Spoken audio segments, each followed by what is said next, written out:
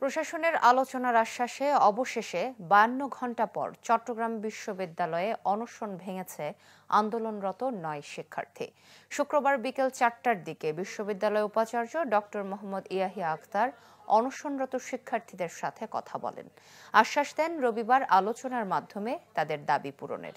তা মানার পর জুস খাইয়ে শিক্ষার্থীদের অনশন কর্মসূচি ভাঙেন উপাচার্য।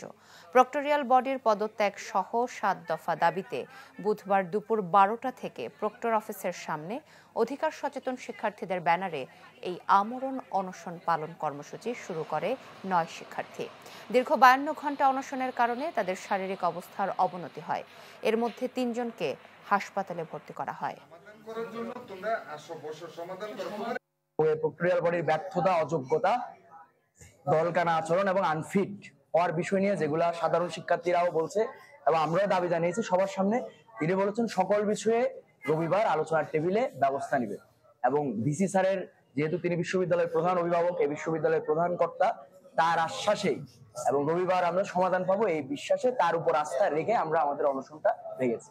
ওনারা কথা দিয়েছেন কাজ করবেন, কিন্তু কতটুকু কাজ করবেন এটা নিশ্চিত করার জন্য এইখানে এই যে ৮টা ছাত্র সংগঠন সংহতি জানাইছেন, আরো যে বিভিন্ন সংগঠনগুলো সংহতি জানাইছেন, তাদের সবার প্রতি আমার আহ্বান থাকবে প্রত্যেক সংগঠন থেকে আইনগত জায়গা থেকে খুব বুঝে শুনে যেন এই প্রশাসন এই কাজটা করতে বাধ্য হয় এবং যে আশ্বাসটা দিছে সেই আশ্বাস থেকে যেন না নড়ে যায় বা তারা যেন কাজটা ঠিকঠাক ভাবে করে, সেটার জন্য রবিবার অবশ্যই সবাইকে ঠিকঠাক ভাবে সমস্ত ধরনের প্রস্তুতি নিয়ে আসার আমি আহ্বান জানাচ্ছি।